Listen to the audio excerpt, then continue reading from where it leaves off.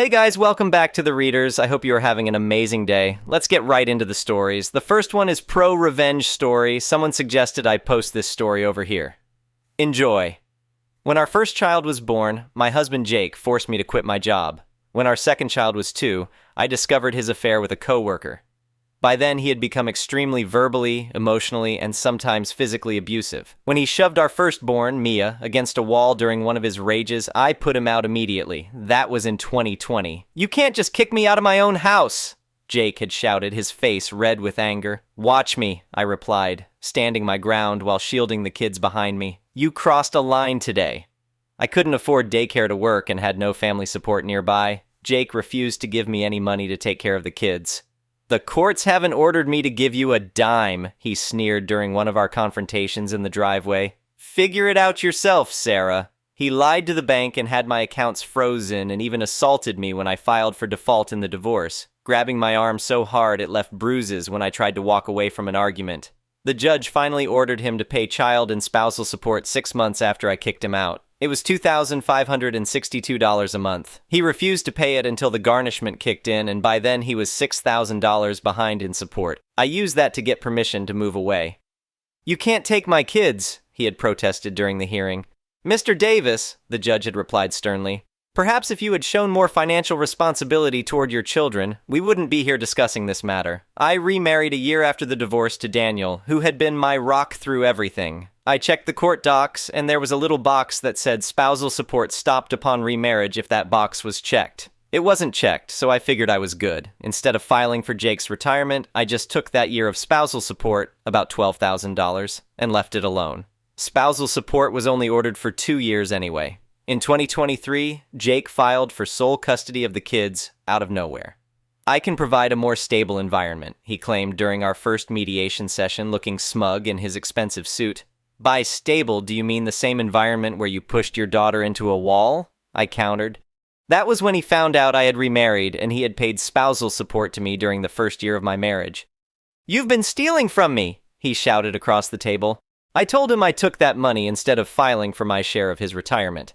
I said if he let me keep that $12,000, I wouldn't file to split his 401k. "I'm not negotiating with a thief," he snarled. "You're paying back every cent." Jake demanded that I repay the spousal support. The judge ordered me to repay it but increased child support and deducted the repayment from that. It ended up that I got an extra $20 a month and he repaid himself. He dropped his bid for custody in exchange for 2 extra weeks in summer. "This isn't over," he warned as we left the courthouse. "It never is with you," I replied tiredly. I pursued the retirement account split. Jake refused to cooperate and dragged it out for 4 years. It was so bad they sanctioned him and he had to pay me $600 a month for a year in addition to child support. They also charged him with contempt. "Your client's obstruction is testing the court's patience," the judge had told his lawyer. "This pattern of behavior cannot continue." In January 2025, Jake proposed to his girlfriend, Vanessa. In May of 2025, I finally got the disbursement from his 401k.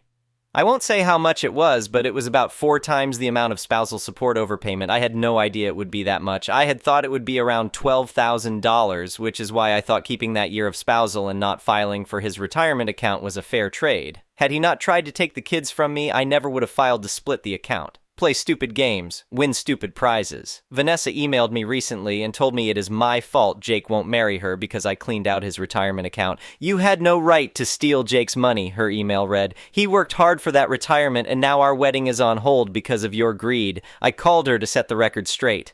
I gave him the option to let me keep that year of spousal support or take it back and I could file for his retirement. He chose to have me file for his retirement. "He shouldn't have lost anything. That was his money," she shouted. I told him exactly what would happen, I explained calmly. "If he really wants to marry you and protect his assets, you could get a prenup so he wouldn't have to worry about it." "I shouldn't have to sign a prenup because you robbed him," she snapped before hanging up. I never asked to be financially dependent on Jake. He clearly indicated he wanted a court order to take care of his kids, so I got him one. I tried to be fair and take the lesser amount by taking the spousal support and not filing for his retirement. He wouldn't let me. "Daniel, do you think I was wrong?" I asked my husband later that night. He put his arm around me and shook his head. "You gave Jake every opportunity to do the right thing. He made his choices." In summary, my ex refused to pay me until support orders dropped, refused to pay until they revoked his license, tried to get me in trouble for accepting spousal support over payment, and in the end it cost him a lot of money out of his 401k. The next one is an entitled people story. I bought my house about 3 years ago in what seemed like a quiet suburban neighborhood. The place had an HOA, but during the buying process, they seemed reasonable enough. The fees were low, the rules looked standard, and I figured I could deal with the occasional notice about keeping my grass trimmed. I work as a real estate attorney, so I actually read through the entire covenant document before signing, unlike most people. That decision would turn out to be incredibly important later. Everything was fine for the first 2 years. I kept my property neat, paid my fees on time, and mostly ignored the HOA's existence. Then the board elections happened and a new president took over. This guy was a retired middle manager type who clearly missed having people to boss around. Within a month of taking office, violation notices started flying around the neighborhood like confetti. Someone's mailbox was the wrong shade of black. Another person's garden gnome violated the decorative items clause. It was getting ridiculous. I managed to avoid his attention until late spring when I decided to build a small garden shed in my backyard. I checked the HOA rules carefully. Sheds were allowed as long as they were under a certain square footage, matched the house's color scheme, and weren't visible from the street. My backyard was completely fenced and faced a wooded area, so visibility wasn't an issue. I made sure my shed plans complied with every single requirement in the covenant. I submitted my architectural request form as required, including detailed plans, measurements, and photos showing where it would go. The approval process was supposed to take 30 days maximum according to the bylaws. 30 days passed, then 40, then 50. I sent polite follow-up emails that went unanswered. I finally called the HOA president directly. He told me he was denying my request because he didn't think sheds were appropriate for the neighborhood aesthetic. I pointed out that sheds were explicitly allowed in the covenant and mine met all requirements. He got irritated and said the board had discretion to deny anything they wanted. I stayed calm and reminded him that discretion still had to follow the written rules. He basically told me to pound sand and hung up. I decided to wait and see what happened. About a week later, I came home from work early one afternoon and found 3 HOA board members in my backyard. Not at my front door asking permission, not calling first. Actually inside my fenced yard, taking photos of my property with their phones and clipboards.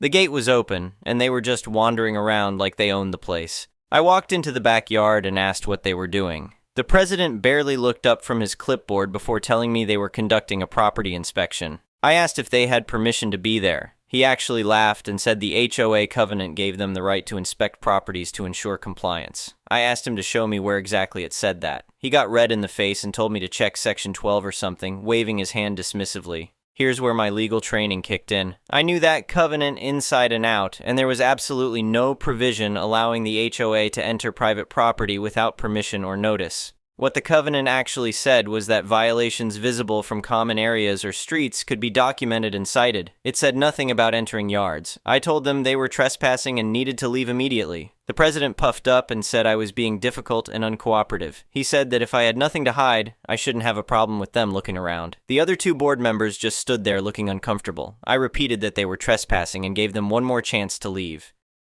Instead of leaving, the president decided to double down. He said that since I was being so hostile and uncooperative, he was issuing me a formal violation notice for my attitude and failure to cooperate with board inspections. He literally started writing it up right there in my yard. Then he added that I was also being fined for having an unapproved shed project, even though I hadn't even started building yet. He claimed the materials I had stacked along my fence were evidence of unauthorized construction. Those materials were actually leftover lumber from a different project, but he didn't care. He handed me a violation notice demanding that I pay a $500 fine within 10 days and attend a mandatory HOA hearing where I would need to explain my behavior and request permission to continue living in the neighborhood peacefully. Yes, he actually wrote that last part. The other board members looked mortified at this point, but said nothing. After they finally left, I went inside and did something I rarely do. I smiled. This guy had just made a spectacular mistake, and he'd put it all in writing. I spent that evening preparing for the hearing. I pulled up the complete HOA covenant, the bylaws, and the state property laws. I also reviewed case law about HOA overreach and trespassing. Then, I compiled a detailed timeline of everything that had happened, including the ignored architectural approval, the trespassing incident, and the retaliatory violation notice. I organized everything into a neat folder. When the hearing date arrived, I showed up to the community center where they held board meetings. There were maybe 20 other residents there, which was unusual. Apparently, word had gotten around that someone was actually challenging the new president, and people wanted to see what would happen. The board sat at a table in front with the president in the middle looking smug. He opened the hearing by reading the violation notice against me and asking if I had anything to say in my defense. I stood up and said I absolutely did have something to say. I thanked him for making this hearing mandatory because it gave me the perfect opportunity to address several serious issues. I started by asking him to cite the specific covenant provision that allowed the HOA board to enter private property without permission or notice. He fumbled through his papers for a minute before saying it was common practice. I asked again for the specific written provision. He couldn't provide one because it didn't exist. Then I pulled out my copy of the covenant and read aloud the actual provision, which clearly stated that the HOA's inspection rights were limited to violations visible from common areas and that entry onto private property required either explicit permission or proper legal notice for specific violations. I explained that what the board had done was textbook trespassing under state law. The president started to interrupt, but I wasn't done. I noted that I had submitted a proper architectural request that met all requirements, and that the covenant specified a maximum 30-day review period. It had now been over 60 days with no formal response, which according to the bylaws meant automatic approval of my request. I had that in writing. Then I addressed the retaliatory fine. I explained that the fine was issued specifically because I objected to the trespassing, which made it retaliatory rather than based on any actual violation. I also pointed out that the covenant required specific documentation of violations before fines could be issued, and taking photos while trespassing didn't count as proper documentation. At this point, several other residents were nodding along, and the two other board members looked like they wanted to disappear, but I still wasn't finished.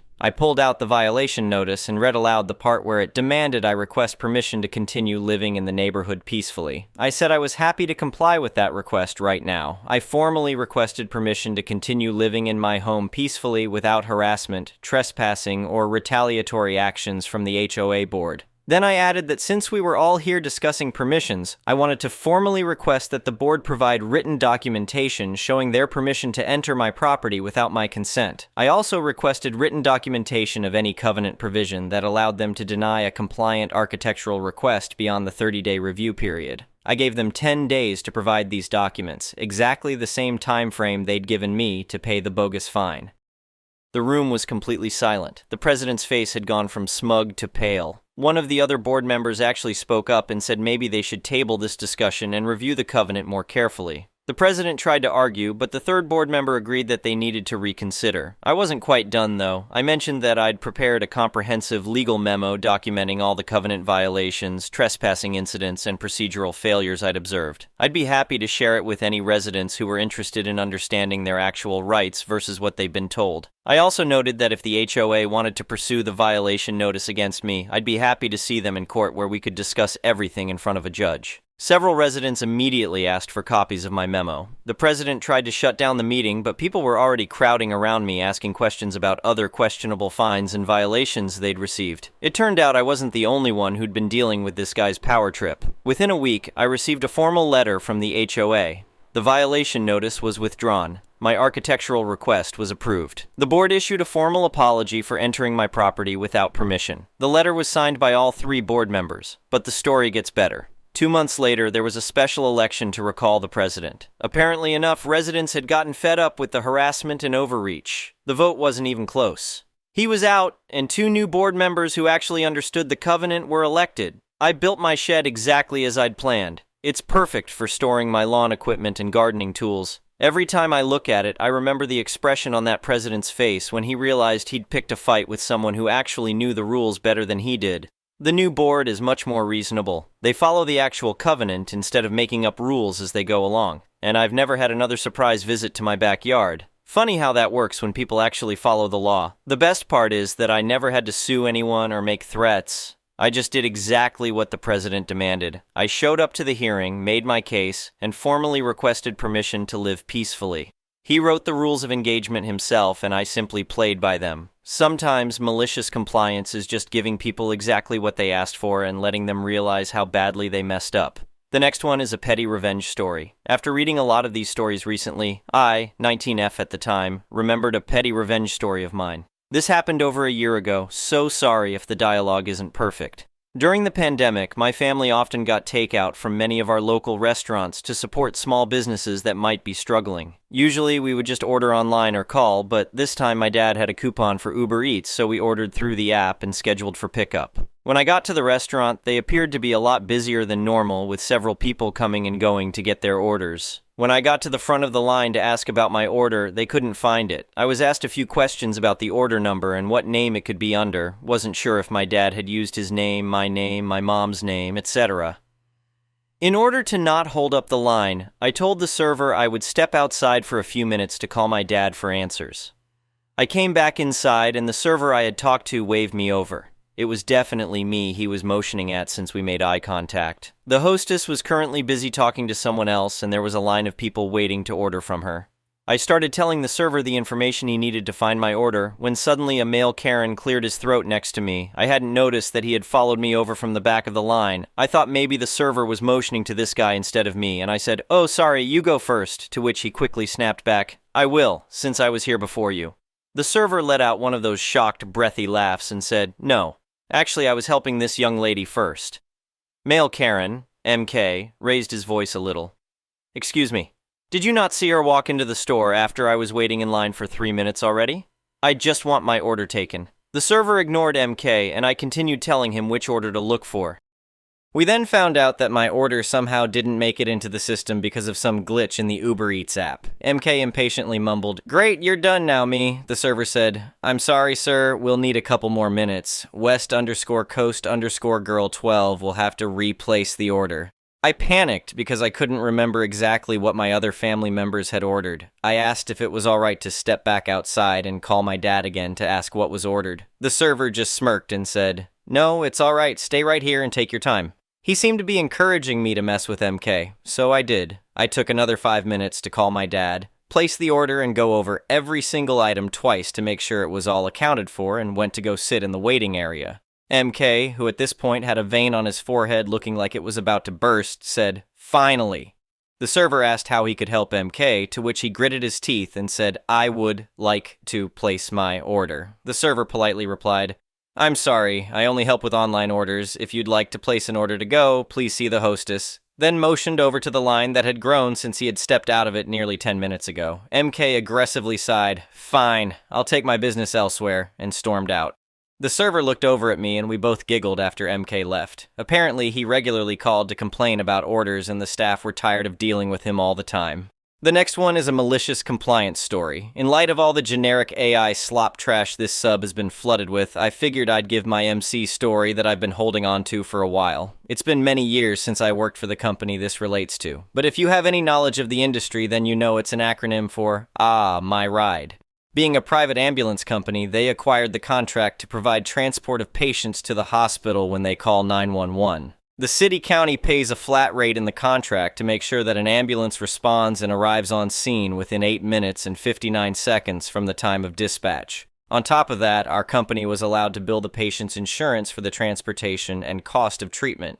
Given our location, that is a pretty reasonable criteria.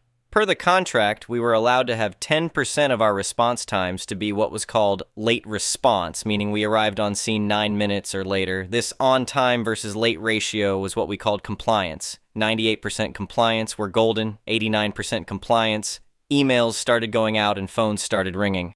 The thing is, we had to maintain daily compliance. We could have 0 compliance from midnight to 3 a.m., but as long as the compliance picked up and we met 90% or greater by midnight the end of the day, we were considered compliant. But here's the real kicker. Our management was the only entity responsible for reporting compliance to the county, and that means numbers were scrubbed and fudged upside down, left and right. They used special delays or exemptions that would drop the response times from the reports and consider them outliers. Generally used for if an ambulance is delayed by a train crossing, construction, severe weather conditions, etc. But management abused these delays in their reports to maintain compliance. Now, being responsible for the safety and care of critically sick or injured people, you'd think that they would adequately staff the ambulances to handle the population of our service area and throw a little extra staff on top just to be safe and make sure they could handle anything that happens, right? Haha, no.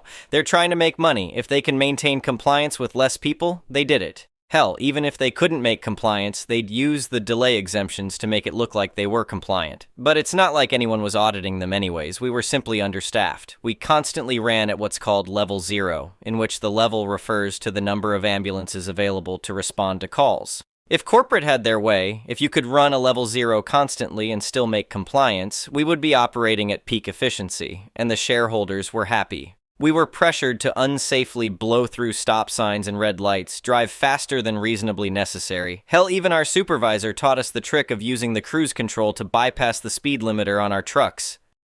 We were tired, overworked, and spent more time driving in high-stress environments than the DOT would ever even let truck drivers get close to. We complained to the union, we tried whistleblowing to the county, but nothing changed. We'd had it. The contract renewal was coming up. We had to be perfect with response times and look good so we could secure the next 4 years of service. But we all agreed. Enough was enough. We started following the laws regarding Code 3 driving, lights and sirens. We stopped at every stop sign or red light. We drove no faster than we deemed safe for conditions. We sandbagged the ever-living duck out of our response times and drove compliance straight into the ground. Unless the response was absolutely critical, every bellyache and stubbed toe, which was 90% of our calls, we took our reasonable sweet-ass time getting there. The exemptions couldn't even mask the failure of our compliance. 2 weeks in and many meetings with supervision, they couldn't write us up for being safer, and they started to staff more ambulances to regain compliance in time for the end of the month. It lasted a while, but I sought out employment elsewhere and haven't looked back since. I missed the job, but not the company. The next one is an entitled people story. This story took place when I was working in a very famous chain chicken restaurant while in college. It was a very busy Friday night with a lobby full of people waiting to order, a drive-through line that wrapped around the building, and a full dining room. Enter the Karen.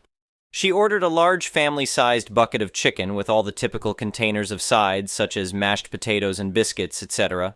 She ordered the whole lot to go, took her bags, got in her car, and drove away. Normally, that'd be the end of the interaction, but sadly, this was only the beginning.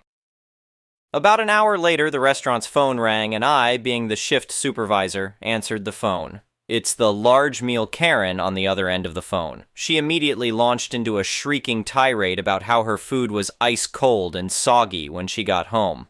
I quickly apologized for her inconvenience and offered her a coupon for a discount on her next purchase. I foolishly thought that the problem has been solved, but there was so much more to come. Jump ahead to the very next Friday night. The exact same chain of events occurs with large meal Karen. She came in, ordered her feast, took her bags, got in her car, and drove away. An hour later, she called the restaurant for the second busy Friday in a row to keep an employee tied up on the phone with her cussing rant. Her food was cold and soggy, she demands compensation, she wants to talk to the owner, blah blah. For the second week in a row, I apologize for the inconvenience and offer her a discount on her next visit. Problem solved again, but this time I inform the store manager about the ongoing drama with this lady. Wait for it. The very next Friday, for the third week in a row, our large meal Karen returned. As soon as I saw her walk into the lobby, I got my store manager to come up front and wait on her. She was prattling on about the disappointing service and poor quality before it was even her turn at the register. She ordered her usual haul, got her discount from the previous week, took her bag, and drove away. You guessed it. The restaurant's phone rung over an hour later, and it's cold chicken Karen. She wants to talk to the manager, she wants gas money, she wants free food, she wants firstborn children, yada yada. She screeched at me that once again her food was ice cold when she got home. You idiots don't know how to pack food! This happens every time! As I am trying to apologize to her and calm her down, she screamed in my ear that I am too stupid and she wants the real boss. I passed the phone to the store manager, who lets her foam at the mouth and rant for what seemed like an eternity. Once Karen ran out of breath and my boss could get a word in, he asked her one simple question. "Ma'am, where do you live?" Karen replied with the name of her town like it was no big deal. My boss looked simultaneously shocked and ticked off. Then he loudly said, "Ma'am, that town is over 1 hour's drive from this building, and it's an absolutely ridiculous expectation to think that your food would be perfectly hot when you get home. You cannot possibly think that you're going to transport hot food for over an hour in below freezing winter temperatures and it's still going to be hot." This idiotic Karen was not having it. She demanded more free food, gas money, and coupons. I could hear her howler monkey screeches as my boss held the phone away from his ear. Then he went nuclear. He raised his voice right back at her and told her absolutely none of that will be happening, and furthermore, we will not tolerate any more of this disruption to our business every week. Consider yourself permanently banned from this location. If you come back, we will refuse to serve you, call the police, and have you removed from the property. Then he slammed the phone down right in her face as she continued to screech on the other end. Luckily for us, she must have found another place to get her Friday night feast. We never saw her again after that, thank all the chicken gods. The next one is an entitled parent story. I, 30F, made the decision to cut my mom, 66F, out of my life 2 months ago. This process has made me realize so much of my childhood was tainted by her and her mental illness. My mother has chronic depression and likely PTSD. She's been mentally ill my entire life. I remember my mom coming home from work and spending the rest of the day in bed. She would tell me frequently that I was the only thing stopping her from killing herself regularly when I was a young child. My earliest memories are from when my parents were together, so at the oldest I was 8. My father cheated on her, and she went from bad to worse. She never sought professional help outside of that from a psychiatrist occasionally. I remember a night when she mixed alcohol with her medication when I was 9 and passed out on my floor. I had to call paramedics and genuinely thought my mother was dead. She was treated and thought the whole thing, and my anxiety about thinking my mom died in front of me, was hilarious. She had a string of terrible relationships that she obviously stayed in, not caring of the impact this had on me. She only left the main partner when she found out he had been lying about working for months while she spent all of her money supporting him. And of course, I got to play the role of therapist to her while being a teenager being put through a very traumatic family situation, even outside of her antics. When I went away for college, I knew she would go off the deep end. I felt so much concern about leaving my mom alone, even at 18 when I should have been excited to start my life, and I was correct. She would call me incessantly, threatening to cut off my phone and my health insurance if I didn't answer her. We had a lot of conflict as a result, but I relied on her financially, so I always gave in. I had my daughter when I was 26 and planned my induction date ahead of when I was due, so she wouldn't be at the hospital. Thankfully, my girl came a little early, and my mill and fiancé were there, only ones there. My mom had gastric bypass when I was 25, against mine and everyone's advice, and as such was in very bad health. The dosage of the many different medications she was on was incredibly high. She flew out the week of my due date, and it was genuinely one of the worst weeks of my life. She would regularly nod out in front of my in-laws. At one point she was eating ice cream in my bed, that she took after I just had a baby, and nodded so hard she spilled it all over my brand new bedding my mill had gotten me. She then put a hole in my wall falling in our hallway trying to tell me. I never received an apology for this and spent the first week of my daughter's life cleaning up after her. Since she was born, I've had many epiphanies about how she parented me, the things I saw and endured because of her. Given my father's actions, she always cast herself in the role of the better parent, and I bought that, for some time. But my dad has since gotten help, apologized to me, and continues to, and has done everything to be present in mine and my family's life. I look at my mother's actions, and I'm appalled as a parent. I am also a practicing therapist and see parents every day trying to heal themselves to be better for their children. I have begged, screamed, pleaded every way I know how for my mother to get help. She is clearly misusing her medication, and it is only getting worse. The last straw was my birthday in June. I hadn't been home in 2 years and came out to spend my 30th with her. 2 weeks prior, on Father's Day, she ran her car into a building. She had no remorse at all. And her partner, same guy that screwed her over when I was a teen, called me, scared out of his mind because she didn't care at all that she had done so. I wouldn't have known if he hadn't told me. I called her, admittedly flaming mad. She could have killed herself or someone else and did damage someone's business, and she didn't care. She became spiteful with me, laughing at me for being so upset about my Father's Day with my dad and fiancé being ruined because she was upset that I was upset on their behalf for having to deal with her negligence for herself and others. So coming out, things were already bad. When I saw her home's condition, I knew immediately she was not well. It was disgusting and filled with junk collected over years. She couldn't hold a conversation with me without nodding out and having to be woken up multiple times. She also joked about how I didn't find it funny that she ran her literal vehicle into someone's business. She also forgot my birthday to top it off. She said we could go eat, but then told me she didn't want to eat what I wanted because her partner wouldn't like it. She then could not find her car rental, because she totaled the other one, despite it being parked in front of her home. I couldn't drive the rental and didn't feel safe with her behind the wheel, so I left and spent the rest of the day with my childhood best friend. After that day, I was done. We haven't spoken in 2 months. I have no plans to ever speak to her again, and she is very, very angry. My fiancé refuses to block her number, and she is consistently going between angry threats, go ahead and turn off Peacock Mom, and desperate pleas to talk to me or see my daughter. She can't believe she's being kept from her granddaughter when there is no way in hell I am exposing my daughter to a drug addict who refuses any help offered to her. I have severed all financial ties and have also gotten sober myself. I was a stoner, to put it lightly. I post about that often. She only sees how her actions impact herself and constantly victimizes herself, doing nothing to alleviate her own suffering or the suffering of others that she causes. She is completely alone, besides her partner who stays because he would be homeless otherwise, and frankly, that is a consequence of her own actions. I feel lighter without the pressure of seeing another text or request to call when she can't even hold her head up, but I am also devastated. I am so angry, and I just wish I could call my mom. I wish I had someone to lean on, talk about mom stuff with, get advice from, but I don't. And through this time of reflection, I realized I never did. She cast herself in the image of a perfect mother. I am not a perfect mother. I am constantly doubting if I'm even a halfway decent one, but I have dedicated my life to getting better. And I am so angry because I know I deserved at least that from her. I don't know. This is a lot of information to read, and if you did, know that I'm bearing my soul a bit here. This hurts so much. I hurt for my mom, who will undoubtedly die alone. I hurt for my daughter, who will never know her grandmother. I mourn for younger me, who endured so much without even knowing what she deserved from the adults in her life, but loved them so freaking much anyways. And I'm mourning for me now, for having to go through the prime years of my life without a mother, simply because she refuses to get well. I have tried multiple times to advise her, as this is now what I do, and having gone through a healing journey myself, she has refused my help.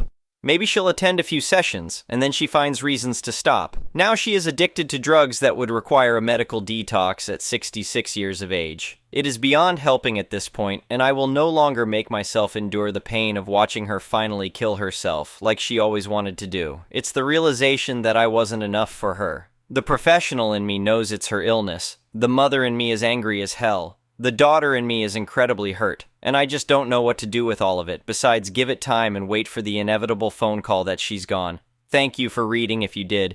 I didn't really know where else to put this, but it felt good getting it all out. If anyone has any experience here, I would love to talk to someone who unfortunately understands this pain. We don't have to go through this alone. Anyway, thank you for watching.